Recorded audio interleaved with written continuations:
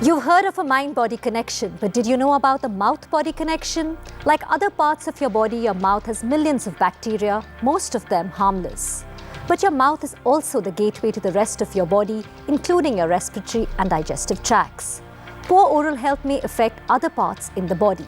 In this context, it is alarming that as per the Draft National Oral Health Policy 2018, the prevalence and reoccurrence of oral diseases in India is a silent epidemic. Not just physical health, but so much of our confidence and sense of well-being are also intimately linked with our mouth hygiene. Oral health and hygiene is an extremely neglected space in our country. So neglected, in fact, that many of us are not aware of what oral health involves or how can we achieve and maintain a healthy mouth. And that is why on World Oral Health Day, this is such a critical conversation to have. You're watching Listerine presents Healthy Mouth, Happy Life, where we are talking about oral health to understand how to prevent oral diseases and to understand the role of a healthy mouth in not just our physical, but also mental health and happiness. Talking about oral care and a healthy mouth, we have with us today Dr. Rajiv Chugh, President, Indian Dental Association, Dr. Smriti Bowry, Principal Consultant, General Anesthetic Dentistry, Max Multi-Speciality Centre, Panchsheel Park, and Dr. Ashita Bhatia, Oral Care Scientist, Johnson & Johnson Consumer Health. Thank you all so much, doctors, for joining us today. To begin with, I would like to start with you, Dr. Chugh. What kind of an impact can poor oral hygiene have on our overall health, and why is maintaining oral hygiene so critical for each one of us today? Today is a well-established fact that the oral diseases are responsible for many more medical diseases in any human being. Yes. It's well established that poor oral hygiene can lead to cardiovascular diseases. It can lead to stroke. It can lead to some cancers. It is also known to affect the pregnant women adversely if the oral hygiene is not maintained well. So today, the World Oral Health Organization admits that for complete general health, oral health has to be an integral part of the general health care. Oral care matters, and poor oral health increases the chances of bacteria in the bloodstream. So we do need to follow an ideal oral care routine to prevent them. We went around to check what do people across the country follow as a practice. Hi, I'm Arun Singh and I'm out here to spot some happy smiles. What do you do to maintain your oral health? I brush twice a day and I mouthwash once. I maintain a healthy diet for my oral health. I brush my teeth morning, evening, before bedtime, and I use a mouthwash. I brush my teeth and mouthwash. Brush twice a day and, Listerine a couple of times. What? Listerine. Okay, you use Listerine. Do you use mouthwash? Yeah, Listerine. I use Listerine and I use it twice a day and I use that on a regular basis. Do you face any issues when it comes to oral health? Not certainly, but yeah, sometimes sensitivity comes. Yes. What? Like tooth decay and all that. Yeah, I do. I think everybody does. What are the issues? I think the main one would be bad breath and like not feeling fresh. What do you think will happen if you don't maintain your oral health? So it look very awkward when you go and meet someone with a bad teeth, because when you see someone, your first impression is their teeth or eyes or something, is face only. Sure. So yeah, when you see his teeth, it's dirty, so you make a very bad impression on him, and like for first impression is the last impression. So yeah, you should maintain your oral health. Bad breath issues, your teeth rot, and a lot of dental problems in the future. So my teeth are not aligned, so I think cavities. High five for that though. Okay. Yeah. Dr. Bowry, on the basis of what we've just heard, what oral hygiene routine should we maintain if we want a healthy mouth, and also so that germs, do not have access to our body? And should dental visits happen only when there is a problem, or should there be a routine one should follow? Yeah, that's right. Ambika, I have been practicing for the last 29 years. I was in the army initially, and then I joined Max Healthcare, and I'm a part of the hospital-based practice for now last 21 years. And this is the only thing, because I'm a part of the preventive checkup programs. Sure. And this is exactly what I tell my patients all the time, that it is imperative that they need to come twice a year for checkups. And it's not just the eyes, it's also the mouth, because we have diabetes, which is going up at a very high rate in our country, because we are the diabetic capital of the world. And it's important that the population needs to realize that and come in and get their checkups done. And every 6 monthly checkups are good. That's important. And scaling also, is important. A lot of myths surround scaling. People do not want to get the scaling and cleaning, things like that done, the bacteria removed. So besides flossing their teeth and brushing twice a day, a good diet, hydration, a lot of factors which are. So basically, we shouldn't wait for a problem. Go twice a week. Preventive health is definitely better. That's right. Dr. Chugh, what are the most common oral problems and what are the gaps in oral and dental care? I think that's something we all need to know. See, the most common diseases which anywhere in the world prevail are dental caries and periodontal disease. Periodontal disease means the diseases of the gums. Okay. And when we talk of the diseases, oral diseases in India, it's alarmingly high as compared to the rest of the world, because the oral health care procedures or awareness procedures or dental care is not as good as in other countries. A lot of our population still doesn't use proper toothbrush and toothpaste, and the rural areas and even in the urban areas it's a very limited use. So there is a need to make everybody aware that 6 monthly checkup plus twice a day brushing and at least once a day flossing has to be done by everyone. There's no way you can avoid it. If you do, then you land up with a lot of oral diseases. Let us tell you a fact. 1 in 3 people have some sort of bad breath. Dr. Bhatia, let me ask you this. Why is bad breath so prevalent and how does using a mouthwash help it? Actually, I think with bad breath, a lot of people think that you get bad breath just if, you've eaten food such as garlic or onion, etc. But actually, the main cause of bad breath is buildup of germs in the mouth. And what these germs do is they produce something called as volatile sulfur compounds. So these are these bad smelling compounds. And that actually causes you to have bad breath. Additionally, if you also have poor oral hygiene that's, leading to like build-up of plaque, if you have gum disease, if you have cavities, etc., it's likely that you are going to have bad breath. And in a way, your bad breath can be an indicator that, you have poor oral health. And what a mouthwash or an antibacterial mouthwash can do is that it can kill these germs that produce these, sulfur compounds. It kills the germs that cause, plaque and gum disease and cavities, etc. So adding a mouthwash to your daily oral routine can actually give you a lot of oral health benefits. Okay. So we're reminding the viewers that germs in the mouth are normal. There are good and bad germs. Achieving the right balance is what we are trying to address here. The interesting fact is that brushing cleans 25% of the mouth. So let me ask you, Dr. Bhatia, how do we cater to the rest of the mouth? Yeah, so most people, again, like Dr. Chugh mentioned, only brushing their teeth, which means that they're not cleaning, these areas in between their teeth, below the gum line, their tongue, etc. And bacteria do tend to build up in all these like nooks and corners of the mouth. What a mouthwash can do is that, it can reach in between the teeth, it can reach below the gum line. It gives you that whole mouth clean and it can kill the bacteria in the mouth. So it maintains a healthy balance of the bacteria. And as a result of that, it can help to prevent some of these common oral problems. Okay, thank you for that. Dr. Bori, we spoke about how important scaling is, cleaning your teeth. There are also cavities. You said people need to have their bleeding gums is an issue.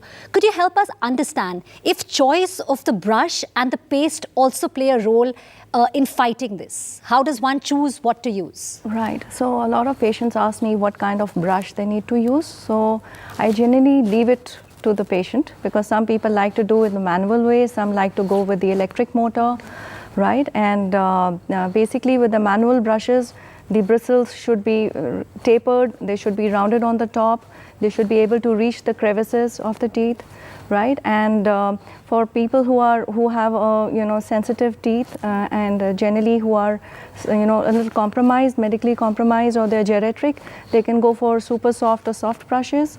I recommend soft and medium brushes to most of my patients. People who are a little who have arthritis, or small children who probably do not know how the brushing technique is, I recommend an electric brush for them. And the choice of a toothpaste, fluoride in a toothpaste really helps. It will help prevent dental caries. And any toothpaste with a little bit of fluoride in it would help. Okay, so but what really matters is the brushing technique at the end of it. Okay, so that's, I think that's again, more awareness needs to be spread on that. And like you rightly said, electric brushes for the geriatric or children who really do not know the technique, I guess. Yeah. So Dr. Bhatia, like Dr. Bari just told us about the toothbrushes and the toothpaste. What about a mouthwash? How should our viewers choose the correct mouthwash? I think if you're aware of the oral problems that you have, then it's important to, look for a mouthwash that's beneficial to you. So, for example, if you do tend to have buildup of plaque and you tend to have, gum problems, etc., then it's important to use an antibacterial mouthwash.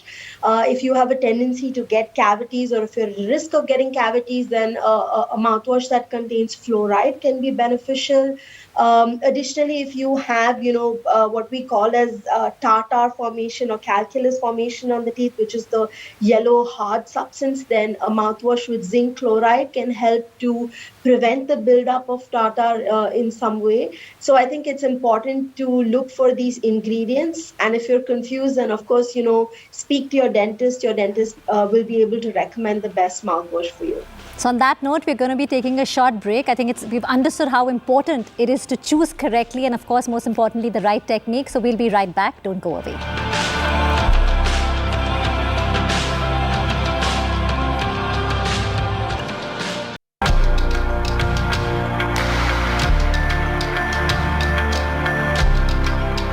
Welcome back. You're watching Listerine Presents Healthy Mouth, Happy Life.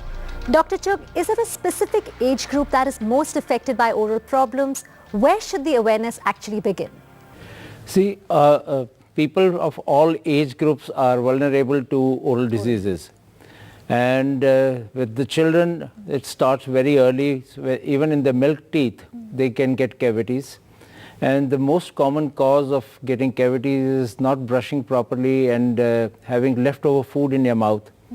And the children who take sweet things or synthetic food are more prone to cavities, but that doesn't mean that if you are not taking sweets or if you are taking only savory diet, you can't get cavities. Anything which is leftover would cause cavities, more often with those food particles which stick to your tooth surface. Starchy food of any kind would cause cavities. But cavities can happen at all age groups. Okay. And I would put it this way, that all the oral diseases are primarily preventable diseases. Okay. And they can be prevented by very simple procedure of brushing twice a day and flossing once a day. A toothbrush would not be able to clean between the teeth, so you need something to add to your regular brushing. Using a mouthwash can be a useful adjunct, but mouthwashes are of different kind. Yeah. There are some which are specifically meant to be just breath fresheners. The others could be anti-caries which have fluoride in them. There could be some which are good for gums. So there are different mouthwashes for different purposes, and they don't replace the brushing. So they are an adjunct to the brushing. So it's like a holistic approach which one needs to do. I mean, first you need to have awareness, you need to make sure that you're going for the preventive care, and of course awareness on how to brush your teeth, use the correct paste, the correct toothbrush, mouthwash. Dr. Bari, could you also explain how have you found the mindset of people when they visit you when it comes to oral care? Do you think people realize that when they come to you, that if they had come to you well in time for a preventive checkup, today they wouldn't have the problem, or how good an oral care routine can actually help them from unnecessary problems? In the last many years, I've noticed that it's mostly the ladies who really suffer. And I have seen, women of 50 plus actually coming and sitting down on the dental chair for the very first time. And most of them are already, the osteoporosis has already started, and they are, there is menopause which has set in, and their dental condition is very, there are so many things which they need to do. So essentially what happens is when they get very overwhelmed at the thought of getting so much done, and the very thought of sitting down on the dental chair and getting the work done makes them fearful and very anxious. Right, so a lot of people then either just come and get a little bit of work done, then they sort of neglect themselves because not just because they are fearful of sitting on the chair, but also because of the affordability factor which comes along. So this is a very important point I want to raise, that in the oral hygiene here in our country, people in the urban areas are very aware of things, and but the rural areas, of course, people are unable to understand what's going on. And some of the younger generations who are working in Delhi, and because I work in a hospital, and they get their parents from from other states. Yeah. And when those parents are coming, and when I see what's going on in their and then they have nobody really to go to. So we just formulate treatment plans for them and give them. So what I'm coming to you is that yes, it's in a very neglected space at this point. So space, timely and intervention also, is key. Yes, and also I feel that they do not, some of them do not realize, like Dr. Chok has said, that how it can really go down in the long run. COVID was a very glaring example. When this nasopharyngeal virus, which actually affected all of us, the severity of disease was more. It was noticed that people with periodontal issues had more severity of the COVID virus. And so, one needs to take cognizance of the fact. And well in time, so that you're not in a situation like that where you're regretting that I wish I had gone to a dentist earlier, I'd taken care of my teeth. Yeah. And I think what you rightly said, I mean, for the women out there, they need to take out time and make sure that they take care of themselves. I think that's very, very important as well. Dr. Chuk, could you remind our viewers how important is oral care for their overall well-being, and what is the routine they should follow? Just to tell our viewers once again the final routine so that we all can have good teeth and oral health. Before coming to that, I would like to point out one more issue which concerns especially Indians, is that we have a very high incidence of oral cancer in our country. And that's because of tobacco consumption, which is not only the smoking tobacco, but chewing tobacco. So right now India has the highest rate of oral cancer in the world.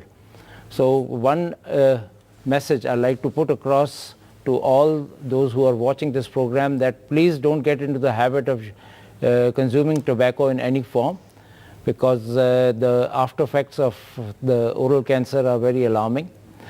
Otherwise, for general health, oral health, brushing is very important. Inculcate the habit in the children in the very early stages of life. When they are 1.5, 2 years, they can start brushing. And there are special toothpaste available in the market today which don't have fluoride, because children should avoid fluoride because there is a risk of swallowing it. And there are some medical issues related to that. So there's special toothpaste formulated for children. As the child grows up, then they can start using toothpaste with fluoride in it. And for anybody who's in an age where they can brush and maintain oral hygiene themselves, twice a day brushing is very, very important. And regular checkups every 6 months are definitely required for all of us. And it's no more a painful procedure, which was earlier a kind of, I would say, a misconcept everybody had, and they used to avoid going to a dental surgeon, was that it's a painful procedure going to a dentist. In fact, you should try to inculcate the habit in the children that they start visiting the dental office when they're kids. Maybe they don't get any dental treatment done to start with, but they should come and see the environment and get familiarized with it, so that they don't get any kind of fear associated with dental treatments. And parents have to play a very good role in that. They don't try to scare a child that if you have any problem or you misbehave, we'll take you to a dentist. And that kind of the phobia, puts a fear. So that should be avoided. Okay, so and to add on to that, inculcating the right habits for children at a right age, going to the doctor, brushing, flossing. And Dr. Bhatia, what would you like to add about mouthwashing and its role in maintaining a healthier mouth? I mean, I'm just going to talk to the clinical research that's there, right? Sure. So we have seen that if you only brush your teeth, it's not enough to maintain good oral hygiene and not enough to maintain good oral health. So in addition to brushing, the clinical research has shown that if you use an antibacterial mouthwash, you can have much improved oral health. So, I would just recommend to include these into your daily oral hygiene. And it's important to do this every day, over a long period of time and make it a daily habit. Thank you so much, Dr. Chugh, Dr. Bowry and Dr. Bhatia for joining us. You are watching Listerine Presents Healthy Mouth, Happy Life. On World Oral Health Day, let's pledge to ensure that we keep our teeth healthy and visit a doctor well in time, more as a prevention rather than going back only when it's a problem. Thanks so much for watching.